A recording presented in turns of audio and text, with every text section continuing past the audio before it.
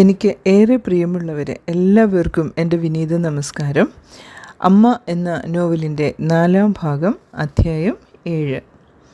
ശ്രീമതി ഇന്ദിരാകൃഷ്ണൻ ചേച്ചിയുടെ നോവൽ അമ്മ.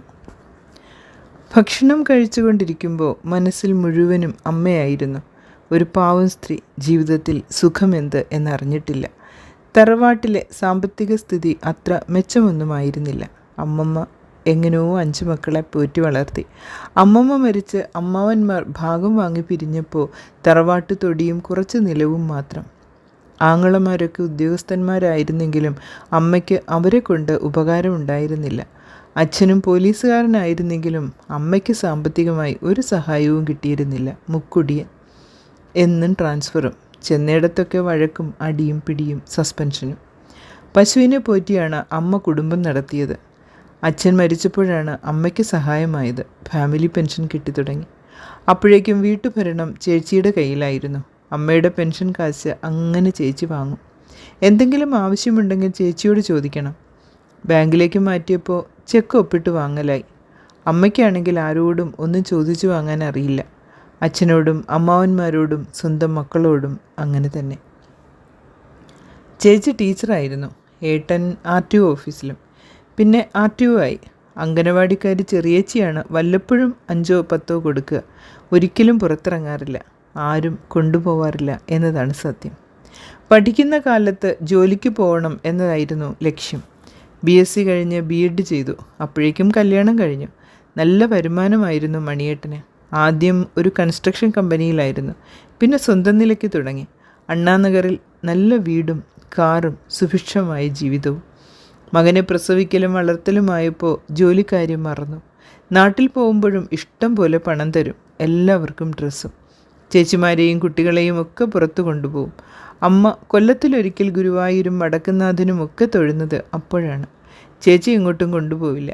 ഏട്ടനും കാറൊക്കെ ഉണ്ടെങ്കിലും അമ്മയെ എവിടേക്കെങ്കിലും കൊണ്ടുപോവുകയോ എന്തെങ്കിലും കയ്യിൽ കൊടുക്കുകയോ ചെയ്യില്ല. ചെറിയേച്ചി എവിടേക്കെങ്കിലും കൊണ്ടുപോകാൻ പുറപ്പെട്ടാൽ ചേച്ചി ഉടക്കിടും. എനിക്കിന്ന് അത്യാവശ്യമായി വടക്കാഞ്ചേരി പോകണം. അമ്മ പോയാൽ ഇവിടെ ആരാ? പിന്നീട് ചെറിയേച്ചിയും വിളിക്കാതെയായി. ഭാഗം വയ്ക്കുമ്പോൾ അമ്മ തറവാട് കാലശേഷം ചേച്ചിക്ക് വെച്ചതാണ് അമ്മയ്ക്ക് പറ്റിയ അബദ്ധം. പാവം, ആരോടും പരാതിയില്ലാത്തൊരു ജന്മം. മണിയേട്ടൻ മരിച്ച ശേഷം ട്യൂഷൻ വരുമാനത്തിൽ നിന്ന് പിശുക്കിയിട്ടാണെങ്കിലും അമ്മയ്ക്ക് എന്തെങ്കിലും കൊടുക്കും ചെല്ലുമ്പോൾ. പഴയ പോലെ എല്ലാവർക്കും ഡ്രസ്സൊന്നും കൊടുക്കാൻ പറ്റില്ല. സ്വന്തമായി കൺസ്ട്രക്ഷൻ തുടങ്ങിയ കാലത്ത് ഒരു വലിയ പ്രോജക്റ്റ് ചെയ്തുകൊണ്ടിരിക്കുമ്പോഴാണ് മണിയേട്ടൻ്റെ മരണം. വീടും സൈറ്റും എല്ലാം പണയത്തിൽ. കയ്യിൽ കിട്ടിയ കാശിന് മറ്റൊരു കോൺട്രാക്ടർക്ക് എല്ലാം കൊടുത്തു. കാറും വിറ്റു. കിട്ടിയത് 6 ലക്ഷം. ആ മൂലധനം കൊണ്ടാണ് പിന്നത്തെ ജീവിതത്തിൻ്റെ അടിത്തറ. 2500 രൂപയ്ക്ക് വാടകയ്ക്ക് ഒരു വീടിൻ്റെ ചായ്പ്. കക്കൂസും കുളിമുറിയും ഉണ്ടായിരുന്നത് ഭാഗ്യം. ഫർണിച്ചറൊക്കെ കിട്ടിയ കാശിന് വിറ്റു. പാത്രങ്ങൾ അത്യാവശ്യമുള്ളത് കഴിച്ചുള്ളത് രവിയേട്ടൻ താമസിക്കുന്നിടത്ത് സ്ലാബിൽ കെട്ടി സൂക്ഷിച്ചു വെച്ചു. ഭാഗ്യത്തിന് അടുത്തൊരു സ്കൂളിൽ 5000 രൂപയ്ക്ക് ടീച്ചർ പണി കിട്ടി. സ്കൂൾ വിട്ടാലും കാലത്തും ട്യൂഷനും. ബാങ്കിലെ പണം തൊടാതെ കിട്ടിയതുകൊണ്ട് ജീവിച്ചു. കുറച്ച് ശമ്പളം കൂട്ടി മറ്റൊരു സ്കൂളിൽ ജോലി കിട്ടി. അല്പം ദൂരമായിരുന്നു. മൊപ്പേഡ് വാങ്ങിയാലും കാലത്തെ ട്യൂഷൻ മുടക്കി. സ്കൂളിനടുത്ത് ഒരു ഫ്ലാറ്റ് കൺസ്ട്രക്ഷൻ വന്നപ്പോഴാണ് സ്വന്തം സ്ഥലം, അതും സ്കൂളിനടുത്ത്, ഒരു കൊതി തോന്നി. ബാങ്കിലെ പൈസ കൂടാതെ 10 ലക്ഷം കടവുമായി. സ്കൂളിനടുത്ത് താമസമായപ്പോൾ ട്യൂഷൻ ഇഷ്ടം പോലെ ആളായി. സ്കൂളിലെ ജോലി റിസൈൻ ചെയ്തു. അതിനിടയിൽ മകൻ IITയിൽ ചേർന്നു. ചിലവ് കൂടിയപ്പോൾ കാറ്ററിംഗ് കൂടി തുടങ്ങി. വെക്കേഷനിൽ നാട്ടിൽ ചെന്നപ്പോഴാണ് അമ്മ പറയുന്നത്, നിൻ്റെ ഫ്ലാറ്റ് കാണണം, ഞാനും പോരട്ടെ. അതിനെന്താ, അമ്മയെ ഞാൻ കൊണ്ടാവും. ചേച്ചിക്ക് സന്തോഷമായിരുന്നു അമ്മ ഒഴിയുന്നതിൽ. അമ്മ പാസ്ബുക്കും ATM കാർഡും ചോദിച്ചത് മാത്രം ഇഷ്ടപ്പെട്ടില്ല. അതെന്തിനാ കൊണ്ടുപോണേ? അവിടെ സ്ഥിരം നിൽക്കാനല്ലല്ലോ. എൻ്റെ കാശുള്ളപ്പോൾ എന്തിനാ ഞാൻ അവളെ ബുദ്ധിമുട്ടിക്കണേ? വരുമ്പോൾ കൊണ്ടുവരാലോ. ചെന്നൈയിൽ വന്ന ശേഷമാണ് അമ്മ പറയുന്നത് അമ്മ അവിടെ അനുഭവിച്ചിരുന്ന അവഹേളനങ്ങൾ ഓർക്കുമ്പോൾ കണ്ണ് നിറഞ്ഞുപോയി. ഭക്ഷണത്തിൻ്റെ മുന്നിലിരുന്ന് കരയില്ലേ കുട്ടി, മീന മാമി ഓർമ്മിപ്പിച്ചു. അമ്മയെ ഓർക്കുമ്പോൾ കണ്ണീര് മാത്രമേ ഉള്ളൂ മാമി. സന്തോഷമായിട്ട് അമ്മ ജീവിക്കണത് ഇവിടെ വന്ന ശേഷം. അപ്പോൾ ദൈവം തട്ടിയിട്ടു. തലയിലെടുത്ത് അനുഭവിക്കാണ്ടേ പറ്റുമോ? എന്നാലും നിന്നെപ്പോലൊരു മോളെ പറ്റില്ലേ അവരുടെ ഭാഗ്യം. നാട്ടിലാണെങ്കിൽ ഇപ്പോൾ പൊട്ടിപ്പൊളിഞ്ഞ് നാറിയിട്ടുണ്ടാവും അവസാനിച്ചിട്ടുണ്ടാവുക. ഒരു എയർബെഡ് പോലും വാങ്ങാതെ നീ നോക്കിയല്ലോ. ഒരു ഉപദ്രവവും അമ്മയെ കൊണ്ടുണ്ടായിരുന്നില്ല. അമ്മ നല്ല സഹകരണമായിരുന്നു. ഒരു പൊട്ട വാക്ക് നാവിന്ന് വീണേർന്നില്ല. അത് ശരിയാ, കിടക്കണൊരു ഭയങ്കര ബഹളവും. നിൻ്റെ അമ്മ ശാന്തമായിരുന്നു. ശാന്ത എന്ന പേര് പോലെ തന്നെ. ഞാൻ ഇന്നു മുതൽ ട്യൂഷൻ തുടങ്ങുകയാണ് മാമി. 1 മാസം കഴിഞ്ഞാൽ കാറ്ററിങ്ങും തുടങ്ങും. അത് നല്ലതാ മോളെ. വെറുതെ കിടന്ന് കരഞ്ഞിട്ടെന്താ, പോയി. നമുക്കൊപ്പം പോവാനും വയ്യ. ഊണ് കഴിഞ്ഞ് രണ്ടുപേരും കിടന്നു. നോവൽ അധ്യായം 8. 3:30 എഴുന്നേറ്റ് കാപ്പി കുടിച്ച് മാമി പോയി. കുട്ടികൾ വരുമ്പോഴേക്കും ഹാളിൽ കസേരകളൊക്കെ ഒതുക്കി റെഡിയായിരുന്നു. ഫ്ലാറ്റിന് തൊട്ട മതിൽ സ്കൂളിൻ്റെ. 4 മണിക്ക് കുട്ടികളെത്തും. Condolence teacher. ആദ്യം കടന്നു വന്ന അഖിലയും റിയയും. എല്ലാ കുട്ടികളും എത്തി. 2 പേർ വെറുതെ അമ്മ കിടന്ന മുറിയിൽ ചെന്ന് എത്തിച്ചു നോക്കി. സാധാരണ കുട്ടികൾ ക്ലാസ്സിന് വന്ന അമ്മയുള്ളപ്പോൾ പാട്ടിയെന്ന് പറഞ്ഞ് അടുത്ത് ചെന്നിരിക്കും. കിടപ്പായപ്പോഴും അമ്മയെ ചെന്ന് കണ്ട് പാട്ടിയെന്ന് വിളിക്കും. കവിളിൽ തലോടും. പാട്ടിയെന്ന വിളി ഇഷ്ടമല്ലെങ്കിലും കുട്ടികളെ അമ്മയ്ക്ക് ഇഷ്ടമായിരുന്നു. 2 മണിക്കൂർ പോയതറിഞ്ഞില്ല. അതിനിടയിൽ ഫോൺ റിങ് ചെയ്തു. ചേച്ചിയുടെ പേര് കണ്ടപ്പോൾ കട്ട് ചെയ്തു. ട്യൂഷൻ കഴിഞ്ഞപ്പോൾ തിരിച്ചു വിളിച്ചു. എവിടെയായിരുന്നു? ഞാൻ വീട്ടു സാധനങ്ങൾ വാങ്ങാൻ പോയതാ. ഭക്ഷണം കഴിക്കണ്ടേ?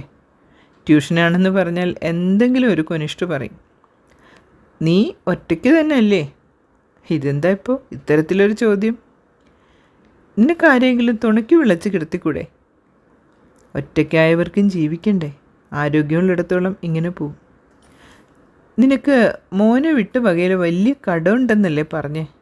നിൻ്റെ ഇവിടുത്തെ സ്ഥലം കൊടുക്കണോ? മോന് ഈ മാസം അവസാനം വരണുണ്ട്. നാട്ടുനടപ്പ് വില തരാം. കുറച്ചു നേരം മിണ്ടിയില്ല. അത്രയ്ക്ക് ദേഷ്യം തോന്നി. തൽക്കാലം വിൽക്കണില്ല. നീയ് ഇനിയിപ്പോൾ ഇങ്ങോട്ട് വരലൊന്നും ഉണ്ടാവില്ലല്ലോ. ഭൂമി ഇങ്ങനെ വെറുതെ കിടന്നിട്ട് എന്താ? കാശാക്കി ലോൺ തീർത്താൽ പലിശ കൊടുക്കണ്ടല്ലോ. എന്താ എനിക്ക് നാട്ടിൽ വരാതിരിക്കാൻ? നിങ്ങൾക്ക് കാണുന്നുണ്ടെങ്കിലും എനിക്ക് നിങ്ങളെയൊക്കെ കാണണം. പിന്നെ മണ്ണാരും വാരിക്കൊണ്ടു പോവില്ലല്ലോ. തിന്നാനും കുടിക്കാനും കൊടുക്കാനും വേണ്ട. കടം വീട്ടാന്ന് ധൈര്യമുള്ളതുകൊണ്ട് കടമെടുത്തതാ. മോനും പഠിക്കാനെടുത്തത് അവൻ വീട്ടണം. വീടിനെടുത്തത് ഞാനും വീട്ടുണ്ട്. 5 പൈസ കയ്യിലില്ലാണ്ട് ജീവിതം തുടങ്ങുമ്പോൾ വിൽക്കണമെന്ന് വിചാരിച്ചിട്ടില്ല. ഞാൻ ചോദിച്ചെന്നേ ഉള്ളൂ. അവൻ ഇന്നലെ ഫോൺ ചെയ്തപ്പോൾ പറഞ്ഞേ നിന്നോട് ചോദിക്കാൻ. പാവം ആ കുട്ടി മനസ്സിൽ സങ്കല്പിച്ചിട്ടും കൂടി കാണില്ല. അമ്മയും മകളും കൂടിയിട്ട് പ്ലാനാവും. എൻ്റെ അമ്മയുടെ വയറ്റിൽ തന്നെ ഇങ്ങനൊന്ന് പിറന്നൂലോ ഭഗവാനെ. നാട്ടിലാണെങ്കിൽ ചിതയിലെ ചൂട് ആറിയിട്ടുണ്ടാവില്ല. വല്ലാത്ത മനസ്സ് തന്നെ. 2 മണിക്കൂർ കുട്ടികൾക്കൊപ്പം ഇരുന്ന് ഒന്ന് ഫ്രഷായതേ ഉള്ളൂ. മനസ്സ് ചത്തു. ഞാനിനി നാട്ടിൽ വരേണ്ട എന്ന് അവർ ഉദ്ദേശിച്ചല്ലോ.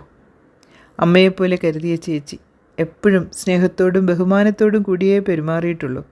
നല്ല കാലത്ത് പോകുമ്പോൾ പുതിയ സാരി കൂടാതെ അക്കൊല്ലം എടുത്ത 1-2 തവണ മാത്രം ഉടുത്ത സാരികൾ മുഴുവൻ കൊണ്ടു കൊടുക്കും. ചേച്ചിയുടെ സെലക്ഷൻ കഴിഞ്ഞ് ചെറിയേച്ചിക്ക് കിട്ടും. ചെറിയേച്ചിക്ക് സാമർഥ്യം കുറവാണ്. ആദ്യം ചെല്ലുന്നത് ചേച്ചിയുടെ വീട്ടിലേക്കല്ലേ.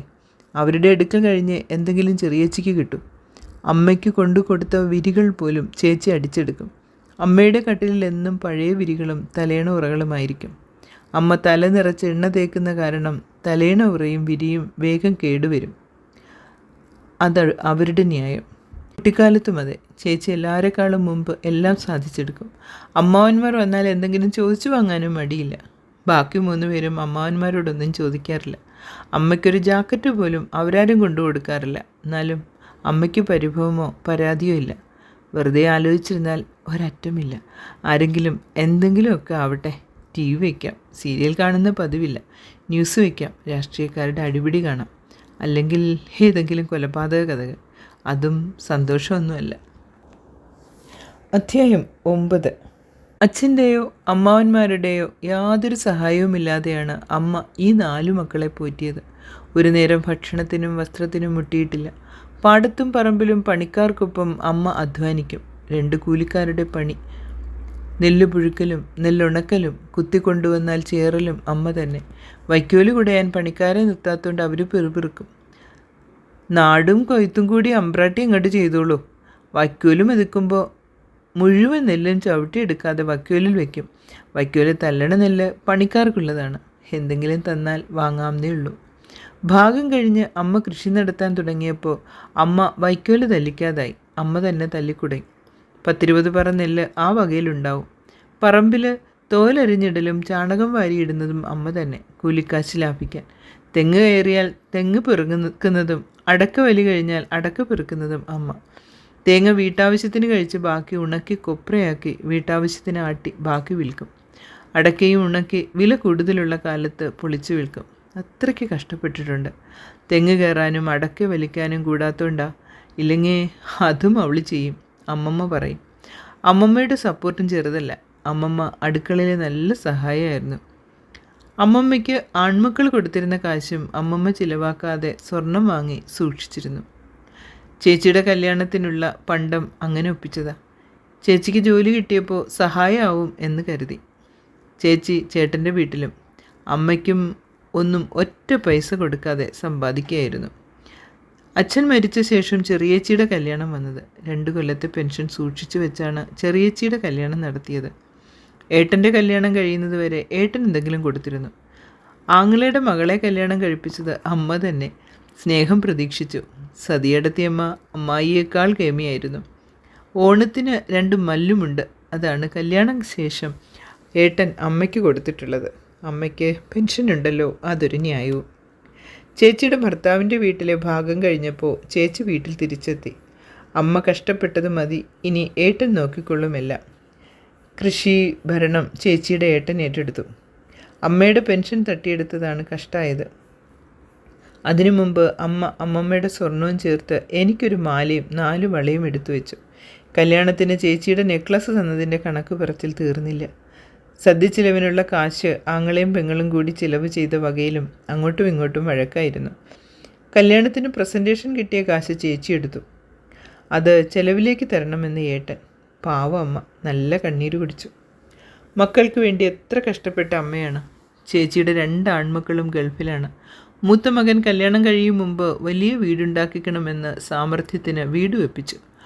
മകളുടെ ഭർത്താവ് ബിസിനസ്സുകാരനാണ്. അവൾ കല്യാണം കഴിഞ്ഞ് ഭർത്താവിൻ്റെ വീട്ടിൽ അധികം നിന്നില്ല, അമ്മയോടൊപ്പം തന്നെ. ചേച്ചിയുടെ മകൻ്റെ വീട് കണ്ടിട്ടില്ല. അമ്മയെ കൂട്ടി പോന്ന ശേഷമാണ് വീട് പണിതത്. വലിയ സൗകര്യത്തിലാണെന്ന് ചെറിയേച്ചി പറഞ്ഞു. എല്ലാവരും താമസം അവിടെയാണത്രേ. തറവാട് പൊളിച്ചു കളഞ്ഞിട്ടില്ല, വാടകയ്ക്കും കൊടുത്തിട്ടില്ല. മകൻ്റെ ഭാര്യ ചേച്ചിയെപ്പോലെയും മകളെപ്പോലെയും ആയാലോ എന്ന് ഭയമുള്ളത് കൊണ്ടാവും. എങ്ങനെയാണ് ആൾക്കാർക്ക് ഇത്ര സ്വാർത്ഥരാവാൻ കഴിയുന്നതും? ഏട്ടനും അതെ.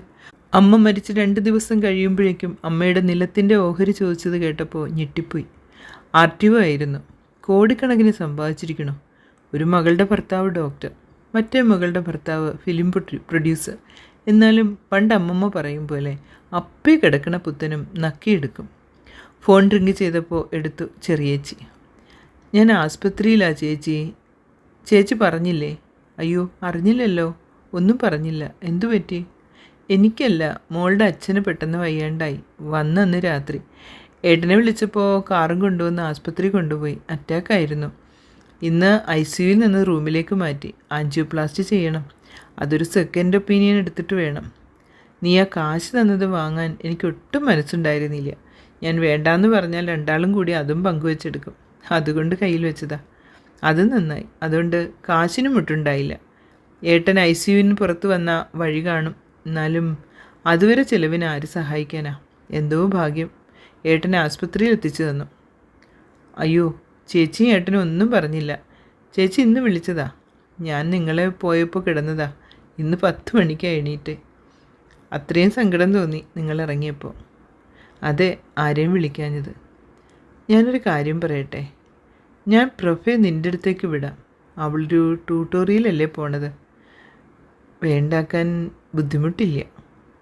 കുറച്ചു കാലം നിനക്കൊരു തുണയാവട്ടെ. അയ്യോ ചെറിയേച്ചി, ഏട്ടൻ്റെ ചികിത്സ കഴിഞ്ഞിട്ട് മതി. ചേച്ചിക്കൊരു സഹായത്തിന് അവളല്ലേ ഉള്ളൂ. അവൾ വരണേന് സന്തോഷമേ ഉള്ളൂ. അവൾക്കിവിടെ ട്യൂഷൻ എടുത്താലും അത്യാവശ്യത്തിന് മുട്ടില്ല. എന്തെങ്കിലും പുതിയ കോഴ്സിന് ചേരുകയും ചെയ്യാം. എനിക്ക് നിന്നെ ഒറ്റയ്ക്കാക്കി പോരാൻ ഒട്ടും മനസ്സുണ്ടായിട്ടില്ല. പ്രഭയുടെ അച്ഛന് സ്റ്റെപ്പ് കയറുമ്പോഴൊക്കെ നല്ല കിതപ്പുണ്ടായിരുന്നു. ഡോക്ടറെ കാണാൻ പറഞ്ഞാൽ കൂട്ടാക്കൂല. എൻ്റെ ജോലിക്ക് പ്രശ്നമില്ല. അംഗനവാടിയിൽ പകരം പ്രഭ പൊയ്ക്കോളും. ചെറിയച്ചി എനിക്കറിയാം. എന്നാലും നമ്മുടെ ചേച്ചി ഏട്ടനും ഇത്ര ആർത്തിപ്പണ്ടാരങ്ങളായല്ലോ. ഇപ്പോൾ പറയേണ്ട സന്ദർഭമല്ല. എന്നാലും പറയാം. ചേച്ചി വിളിച്ചത് എൻ്റെ സ്ഥലം വിലയ്ക്ക് ചോദിക്കാനാ. അമ്മയുടെ ചിതയുടെ ചൂടും കൂടി അറിയണ്ടാവില്ലല്ലോ. എൻ്റെ കടം വീട്ടാൻ എന്നെ സഹായിക്കാൻ അത്രേ. വല്ലാത്ത ജന്മം. അതൊന്നും പറയണ്ട. ഏട്ടന് നിലത്തിൻ്റെ കണക്ക് നോട്ടായിരുന്നു ട്രെയിനിൽ. ഏട്ടൻ വാങ്ങിക്കോളാം അത്രേ. നമ്മുടെ അമ്മയുടെ വയറ്റിലാണോ ഇവർ കിടന്നത്? അച്ഛൻ്റെ അടുത്ത് പാരമ്പര്യമാവും. ചേച്ചിക്ക് പൈസയ്ക്ക് അത്യാവശ്യം ഉണ്ടെങ്കിൽ പറഞ്ഞോളൂ. ഞാൻ മോൻ്റെ അടുത്ത് പറയാം, അവൻ അയച്ചു തരും. വേണ്ട മോളെ, നിനക്കത് ചോദിക്കാൻ തോന്നിയില്ലോ. ഏട്ടൻ്റെ കയ്യിൽ കാണും. ശമ്പളമൊന്നും ഞാൻ ചിലവാക്കിക്കാറില്ല. എൻ്റെ പൈസ കൊണ്ട് ചുരുങ്ങി ജീവിക്കും. 2 പെൺകുട്ടികളെ പറഞ്ഞയക്കണ്ടേ. ബാങ്കിൽ നിന്ന് റീഇംബേഴ്സ്മെൻറ്റ് കിട്ടും കുറേയൊക്കെ. വയ്ക്കട്ടെ, ഞാൻ നാളെ വിളിക്കാം. പ്രിയമുള്ളവരെ, അടുത്ത ലക്കം ഉടനെ.